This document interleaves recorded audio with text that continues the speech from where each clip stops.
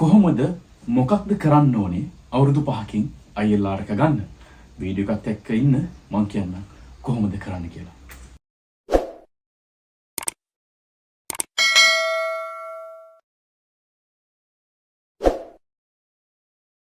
ඉතින් උන වෙනද වගේම මගේ ආදරණීය යාළුවෝ ටික සෙල්බර්ට්ස් YouTube channel එකට බොහොම ආදරෙන් පිළිගන්නවා. ඉතින් ඔයාලා හැම දිනකටම බොහොමත්ම ස්තුතිවන්ත වෙනවා මගේ වීඩියෝස් බලනකොට. විශේෂ කාරණාවක් කියන්න තියෙනවා channel එක සම්බන්ධව ඉදිරියට මම ඒ කාරණාව පැහැදිලි කරන්නම්. ඒ කාරණාව මම කියන්නම්. ඉතින් ස්තුතිවන්ත වෙනවා. හොඳ නරක කියන හැමෝටම බොහොමත්ම ස්තුතියි. වැඩි කතා නැතුව අපි අපේ මාතෘකාවට යමු. මේ දවස්වල දවල පත්‍රිකාව මගෙන් යෝජනා කර ඇති නීති කාරණාත් එක්ක නීතිමය කාරණාත් එක්ක ඉදිරියේදී සම්මත වෙන්න නියමිතව තියෙන නීති කාරණාත් එක්ක ඔයාලා දන්නවා අවුරුදු 5ට තියෙන ILR එක අවුරුදු 5න් ගන්න පුළුවන් ILR එක අවුරුදු 10 දක්වා දික් කරන්න මේගොල්ලෝ යෝජනා කරලා තියෙනවා. ඉතින් ඒකට මොකක්ද අපිට කරන්න පුළුවන් කියන කාරණාව තමයි මම අද මේ වීඩියෝ එකෙන් කතා කරන්න බලාපොරොත්තු වෙන්නේ. ඉතින් දිගටම ඉන්න වීඩියෝ එකත් එක්ක මම කියන්නම් මම මේ කාරණා ටික මේ කරුණු ටික කොහෙන්ද ගත්තේ කියන එක පිළිබඳව. ඒ නිසා මුලින් ඉඳලා අග වෙනකම් බලන්න වීඩියෝ එක. right එහෙනම් අපි යමු අපේ මාතෘකාවට. අද මම මගේ අනිත් ෆෝන් එක ගන්නවා. මොකද මට අමතක වෙන නිසා මොකද කියවලා මේ ඔළුවේ තියාගන්න හැම දෙයක්ම අමාරුයි පිළිවෙලකට කරගෙන යනකොට මට ඇත්තට මේ කොලෙක් ලියා ගන්නත් බැරි වුණා. right. ඉතින් පළවෙනි කාරණාව තමයි මෙන්න මෙහෙම දැන් ඔයාලා දන්නවා දවල පත්‍රිකාව මගෙන් අවුරුදු 10 දක්වා ILR එක ගන්න තියෙන කාලය දික් කරන්න මේගොල්ලෝ බලාපොරොත්තු වෙනවා. මම මේකට කියන්න යන්නේ විශේෂ තැනකින් මම උපුටාගත්ත කාරණා කිහිපයක්. ඒකේ පළවෙනි කාරණාව මෙන්න මේ විදිහට තමයි සඳහන් වෙන්නේ. ඔබේ മന്ത്രിවරයා දැනුවත් කරන්න. ඔයාලා දන්නවා ඔයාලා ඉන්න ප්‍රදේශයේ മന്ത്രിවරු ඉන්නවා ලංකාව වගේ තමයි.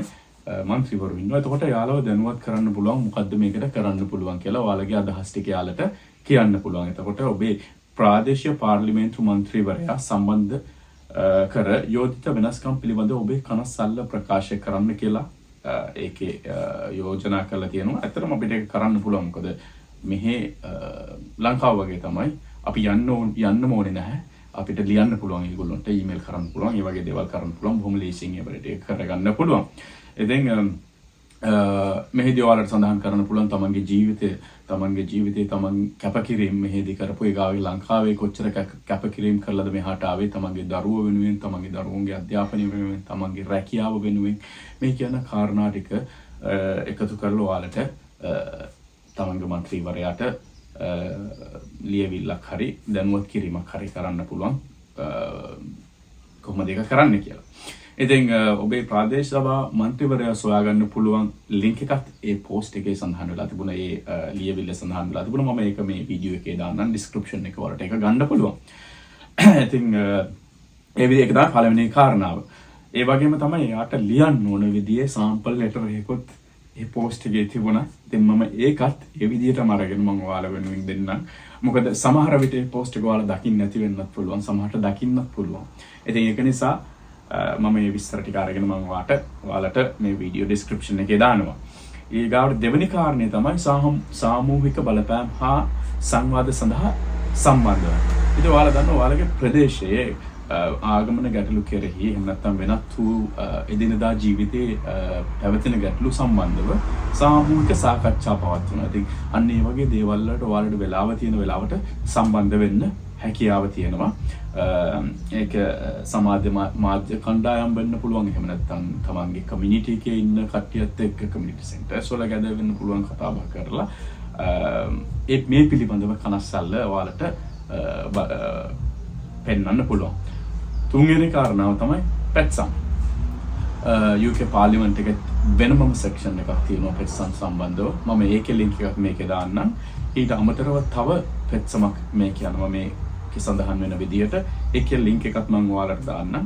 ඒලට ඔයාලට කරන් තියෙන එක ෆිල් කරලා සබ්මිට් කරන්න. ඒ වගේම තමයි මේ දවස්වල UK පාර්ලිමේන්තු එකේ පෙටිෂන් කියලා වෙනම සෙක්ෂන් එකක් තියෙනවා. ඒ පෙටිෂන් සෙක්ෂන් එකේ ILR පිළිබඳව පෙටිෂන් එකක් යනවා. ඒකේ ලින්ක් එකක් දාන්නම් මම.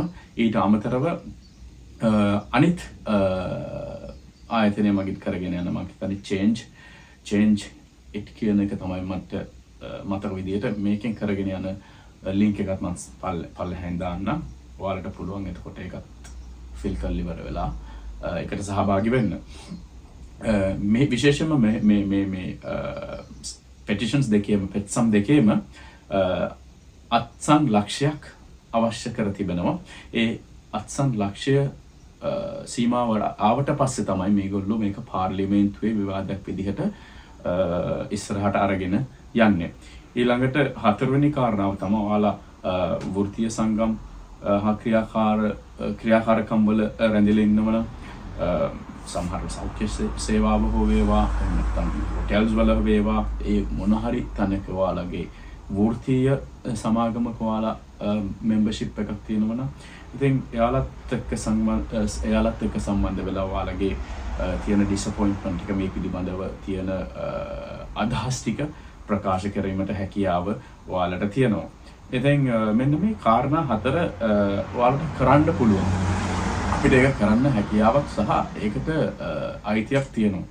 ඉතින් මතක ඇතුව තමන්ගේ අය වෙනුවෙන් ශ්‍රී ලාංකික ජනතාව වෙනුවෙන් මේ දේවල් කරන්න පුළුවන් නම් ඔයාලා දැනට ILR එකේ ඉන්න පුළුවන් නැත්නම් සිටිසන්ෂිප් එකේ ඉන්න පුළුවන්. ඉතින් තමන්ගේ සහෝදරිය වෙනුවෙන් තමන්ගේ ජාතිය වෙනුවෙන් තමන්ගේ ශ්‍රී ලාංකිකයන් වෙනුවෙන් ඔයාලා ILR එකේ හිටියත් එහෙම නැත්නම් සිටිසන්ෂිප් එකේ හිටියත් එහෙම නැත්නම් වෙනත් කොහෙන් හරි රටක ඉඳලා මෙහෙට ඇවිල්ලා වෙනත් වීසා පදනමක මත හිටියත් ඔයාලට කරන්න පුළුවන් දේ තමයි අපේ ඉන්න ජනතාව වෙනුවෙන් මේ දේ කරලා පොඩි කාලයක් වැය කළා මේ දේ කරන්න පුළුවන් නම් ඇත්තට මේක අපේ ශ්‍රී ලාංකික ජනතාවට ලොකු උදව්වක්. ඉතින් මේ කාරණා ටික ඇත්තටම සඳහන් කරලා තිබුණේ මෙන්න මේ Facebook page එකේ. මම ඒක බැලුවා ඒක කියවලා බැලුවා ඒ Facebook page එක J in the UK. ඉතින් මම ඇත්තටම පෞද්ගලිකව දන්නේ නැති කෙනෙක්. බොහොමත්ම ස්තුතිවන්ත වෙනවා මේ page එක කරන ඇඩ්මින්ට ඒ අදාළ පුද්ගලයාට මේ හා සම්බන්ධව අපේ ශ්‍රී ලාංකිකයන් දැනුවත් කිරීම සම්බන්ධව. ඉතින් එයාගේ page එකෙන් තමයි මම මේ කාරණාව උපුටගත්තේ. ඉතින් ස්තුතිවන්ත වෙනවා ඇඩ්මින් ඔයාට අපේ ශ්‍රී ලාංකිකයන් මේ හා සම්බන්ධව දැනුවත් කිරීම සම්බන්ධව. ඒ page එකේ link එකත් මම හිතනවා මාත් එක්ක මනාප වෙන එකක් නැහැ. ඒ ආදරණීය මගේ සහෝදරයා හෝ සහෝදරිය ඒ page එකේ link එකත් මේ description එකේ දාන්න.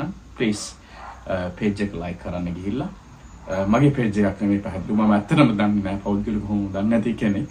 ඉතින් මේ page එක like කරන්න. මොකද ඒකෙන් යම් කිසි වැදගත්කමක් තියෙන තොරතුරු ඔයාලා එක්සත් රාජධානියේ ජීවත් වෙන ඔයාලට ගන්න පුළුවන්. එහෙනම් ඉතින් ඔන්න කාරණා ටික තමයි මට මතක් කරන්න අවශ්‍ය වුණේ. ඒ post එකේ තිබුණු සියලුම විස්තර ටික විස්තරාත්මකව මම මේ වීඩියෝ description එකේ දානවා. ඔයාලට තවදුරටත් කියවන්න පුළුවන්. ඒ link එක දානවා. ඒ link එකට ගිහිල්ලා යාළුවගේ page එක like කරන්න, support එකක් දෙන්න. අපේ අයට මේ වගේ දේවල් සමාජගත කරනවට අපි support එකක් දෙන්න ඕනේ. එහෙනම් මම ගිහිල්ලා නම් ඔයාලා හැමදෙනාටම බොහොම ස්තුතියි වීඩියෝ එකත් එක්ක හිටියට. නැවත වීඩියෝ එකකින් හම්බෙමු. ඔයාලා සියලු දෙනාටම ජය වේවා. ආයුරක්කන්තු ආවඩා.